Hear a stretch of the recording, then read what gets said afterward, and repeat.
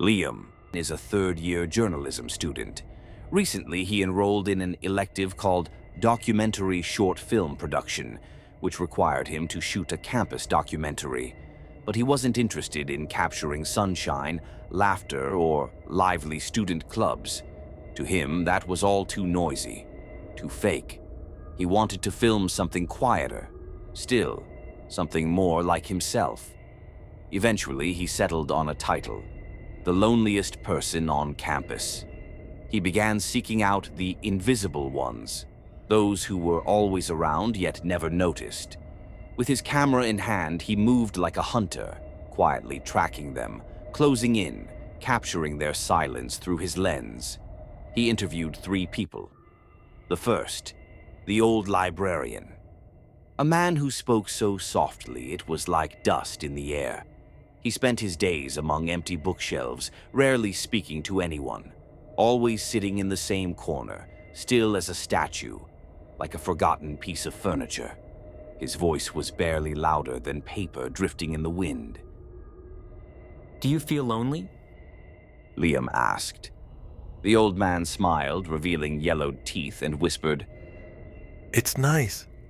When no one sees you, no one can make you disappear." Liam didn't fully understand what that meant, but it left a chill running down his spine. The second, the janitor. He started cleaning at 5 a.m. every day, but no one ever saw him during daylight hours. Always in a cap and mask, expressionless, scrubbing the floors like an NPC from some simulation. "I'm here every day, but no one remembers me." He paused, then added, "It's the safest place to be. When no one sees you as a person, no one tries to hurt you." Liam chuckled. This guy was a philosopher. The third, a senior girl. She sat alone in the cafeteria every day at noon, eating painfully slow, like she was chewing something long since rotten. Her eyes were hollow, like a bottomless well. Liam approached her carefully. "Do you mind if I interview you?" It was the first time she looked up. That single glance made Lynn's heart skip a beat. It wasn't shyness or surprise. It was the look of someone who had been waiting. "You're the first person who's ever talked to me." Liam started to feel like an emotional archaeologist, unearthing souls the world had buried. He loved the thrill of discovery.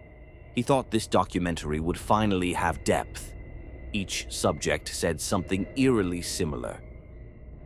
Loneliness isn't so bad. As long as no one's watching, it's not embarrassing. He found them strange, but strangely real. As Liam began editing, things started to feel wrong. Some clips froze mid-frame, as if something had cut the footage off. In others, the edges of the screen warped, flickering with a shadowy blur, gone in an instant.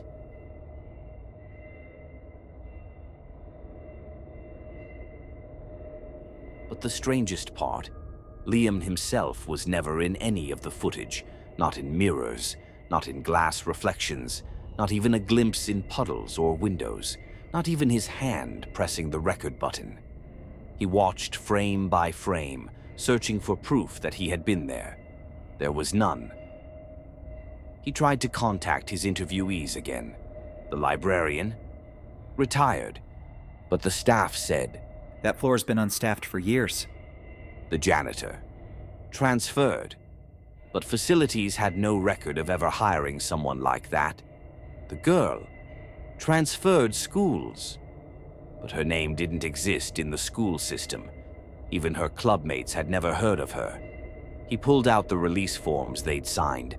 The paper was still there, but the signature boxes were all blank. No ink, no pressure marks, as if no pen had ever touched the page. Desperate, Liam merged the 3 interviews. He reversed the audio tracks, looking for a pattern. In the dead of night at his editing desk, he finally saw it. The 3 subjects were sitting in a circle, staring directly into the camera. Their faces began to pale, lips dry, eyes sunken, like corpses reanimated just for this shoot. And in the center of the frame was Liam. sitting in a metal chair, skin pale, eyes vacant, mouth moving in a broken loop, like a corrupted tape recorder. He kept repeating one garbled phrase, the tone warped by static. Behind him, a shifting shadow began to crawl, slowly slithering toward his spine. It finally hit him. He thought he was documenting others, but he was the one being documented.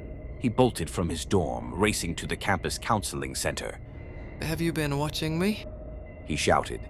The counselor paused, opened a drawer, and slid over a folder. Inside, Liam's hands trembled. His voice was barely a whisper. So, they weren't real? The counselor nodded gently, but without warmth. They were you. You've made this documentary more than once. He stood by the window. For the first time, he realized he wasn't filming others. He was filming himself, the parts of him that had died. Each interview was a buried persona, a fragment of a self he no longer recognized. He thought he was observing the world, but all along, the world was observing him. Case C07, fragment analysis complete. Now, begin documenting Liam's descent into full cognitive collapse. And that's when it hits you. The one watching this footage isn't an audience, it's you. You're the next observer.